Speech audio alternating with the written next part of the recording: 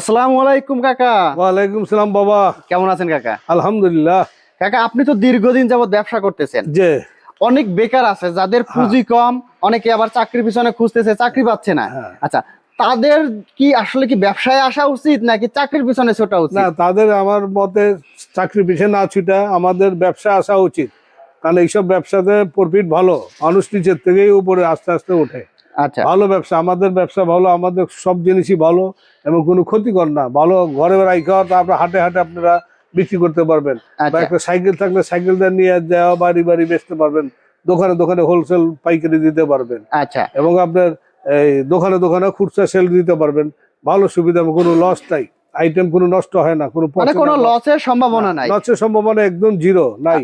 যদি না। বেকার বসে থেকে সময় নষ্ট করে, এর হ্যাঁ। থেকে দেখা গেছে 4-5-10 হাজার টাকা হলেই এই ব্যবসাটা করা যায়। কোনো ব্যাপার অনটুর ব্যাপার, কোনো সমস্যা নাই। যদি দেখা গেছে এই যে প্রোডাক্ট আছে সলমান ভাইয়ের কাছে, যে সব প্রোডাক্ট আছে যেমন বিভিন্ন প্রকার মাজুনি আছে, সুপার গুলো আছে, কটন বার আছে, এগুলো তো বাংলাদেশের সব জায়গায় চলে। হ্যাঁ যে যে কোনো মুদি দোকান হোক, যে কোনো হচ্ছে আপনার ফার্মেসি হোক, যে কোনো জায়গায় কিন্তু এই প্রোডাক্ট গুলো দেখা যায় সচরাচর। সব জায়গায় চলে, আর এটা হচ্ছে 12 মাসি ব্যবসা। হাটে বন্দরে বাজারে সব জায়গায় চলে, মহল্লার দোকানে।